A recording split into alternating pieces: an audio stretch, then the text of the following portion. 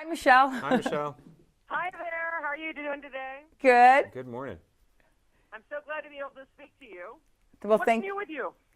What's new with us? Well, it's May, so it's Bladder Cancer Awareness Month. I wrote a book about it last year about my husband's journey through bladder cancer. The two of us had just been a brand new couple, went on a vacation 3 weeks into our relationship. I noticed there was a little bit of blood in the toilet after he'd been in there, and I said to him, Michael, are you okay? Are you bleeding? And he said, oh, I've had it for 2 years, intermittent. It's not a big deal. My doctor said it's a reaction to a gallstone or a kidney stone or stress or whatever. I said, blood in your urine for 2 years is never a normal thing. So make a long story short, he was diagnosed with bladder cancer, and we put a protocol together that worked for him. He's 13 and a half years in remission, didn't have to have the surgery, thank goodness, and wrote a book called Changing Normal, How I Helped My Husband Beat Cancer. So Genentech approached me about partnering with them and saying, well, talk to the caregiver, because a lot of times people won't ask those difficult questions, and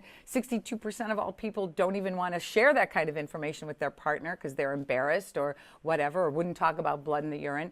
So there's a discussion guide, there's more information about our story, and you can go to bcan.org, which is the Bladder Cancer Advocacy Network, bcan.org, and that's what I'm talking about today. Other things are going on, of course, but this is such an important issue. I promise I will cover the bladder cancer in as much detail as possible, but I do have a few questions about your life, if you don't mind. Oh, sure. You've written many books. Yeah, so 10. This next one, when is it coming out? No, the book is out. The book came out last year. The paperback is out now. So they knew about the book and the story with my husband. Okay. So where are you from? Where am I from? I'm from Chicago. Yeah, Chicago, Illinois. And and where do you live now? I live in Los Angeles now. Are you still friendly with your taxi co-stars? Oh my gosh, I'm so friendly with my taxi co-stars. I went to not only Danny's opening night of the prize, and Tony Danza was there, but had lunch with Jim Brooks recently, and Tony I'm seeing next week in New York, and this week in New York actually. And oh yeah, we see each other all the time. Oh, that's wonderful. Yeah. What was your favorite thing about being on The Celebrity Apprentice?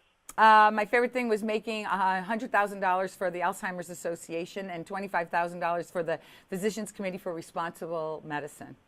Oh, great. How do you like your fans to connect with you?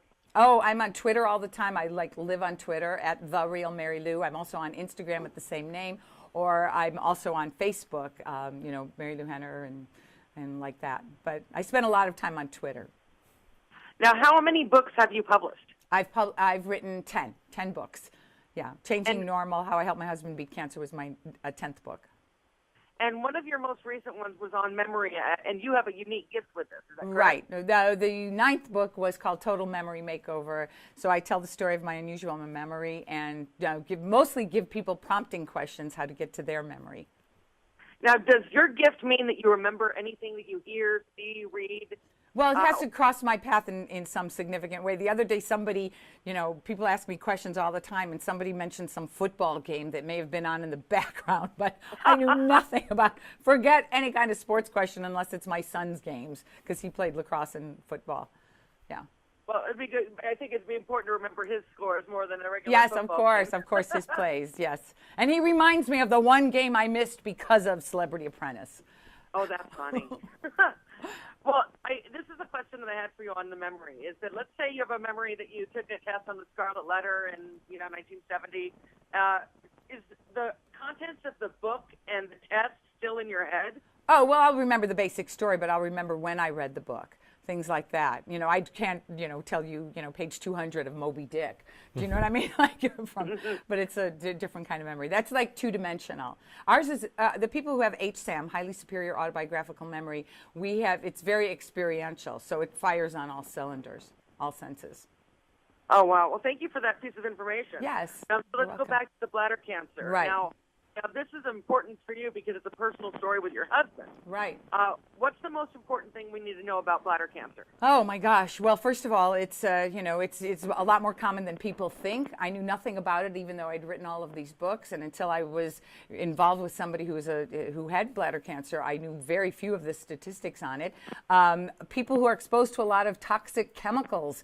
You know, my husband had been a merchant seaman, and he was exposed to boiler rooms and all kinds of paint and all kinds of things. Smokers, hairdressers, photographers, painters, they seem to be more susceptible to bladder cancer than a lot of the other, industries, jobs. Now, what advice would you give to someone whose loved one was just diagnosed with bladder cancer? I would say don't be afraid to have the ask the tough questions. Make sure you have an agenda when you go and see your doctor. You do your research, have a complete list of questions. Make sure that you record it or at least write it down so that you can show the patient. Because the patient is usually, Michael was many times listening to the doctor, but I could see that he was going someplace else because he was trying to think, do I have a future? How does this bit of news affect me, etc. So you just have to be very vigilant and very thorough about what it is that you do as a caregiver. And one of my other pieces of advice, dress warm. Doctors' offices and hospitals are always cold. I learned the hard way how to layer up. Wear comfortable shoes, too. You're joined with a doctor, is that correct? Yes, Dr. Bladder. Doctor, how many people does bladder cancer affect every year? So bladder cancer is actually a relatively common cancer. It's about the 6th most common cancer overall, and actually the 4th most common cancer in men. And as Marilu kind of hinted at, it's a cancer that's associated with exposures, in particular smoking. Actually, 80% of the people who get bladder cancer are smokers. And that can include even secondhand smoke. Bleeding in the urine is the most common presentation. Sometimes it's bleeding that you can see visibly, but just as often it's detected at microscopic levels on a routine urine test that your physician might do. Wow. Now, what kind of doctor would normally do the diagnosis for bladder cancer? So the diagnosis for bladder cancer requires a procedure where you look inside the bladder with a procedure called a cystoscopy, and that is done by a urologist. A urologist is a surgeon of the urinary tract, so it's a person who's specialized to evaluate the bladder, the kidney, and the prostate, and those organs. Now, why is cancer immunotherapy important? So, what we've experienced over the last several years has been a revolution in terms of how we treat advanced bladder cancer. So, in terms of the bladder cancer overall incidence and diagnosis, thankfully the majority of people who are diagnosed have it localized to the bladder and nowhere else. But for the people who present or develop stage 4 bladder cancer, that's an incurable cancer. We traditionally treated that with chemotherapy for 30 years. But in the last several years, we've experienced a revolution in terms of a new class of treatments called cancer immunotherapy, or specifically immune checkpoint inhibitors. In the last year, we've had 4 FDA approvals of this class of treatments. And what we have seen are durable responses, which means that cancers are shrinking with this treatment and staying that way, which is something that's quite unique and something we haven't experienced before. So it's completely changing how we're treating cancer as well as how we understand the disease and moving forward in terms of new research as well. Now, what is Genentech? Genentech is developing a particular cancer immunotherapy called atezolizumab, or Tecentriq, and this is a PD-L1 antibody specifically, and what it does is to simply cut the brakes on the immune system so that your body's immune system is then able to attack and fight the cancer. Marilu, how's your husband doing now? Oh, he's great. I mean, he's 13 and a half years in remission. And bladder cancer has, as Dr. Bladder said, there have been so many advances in bladder cancer. So Michael did other things in the past, but he's doing great, 13 and a half years. And so I still have him around. And, the magic that we felt in the beginning of our relationship, I mean, we bonded so much that first year, and it really laid a strong foundation for us. Do you have a favorite story in the book that you'd want to share? Favorite story? Well, we had some funny things happened early on. We were the kind of people, 2 months after he was diagnosed with bladder cancer, he was also diagnosed with lung cancer.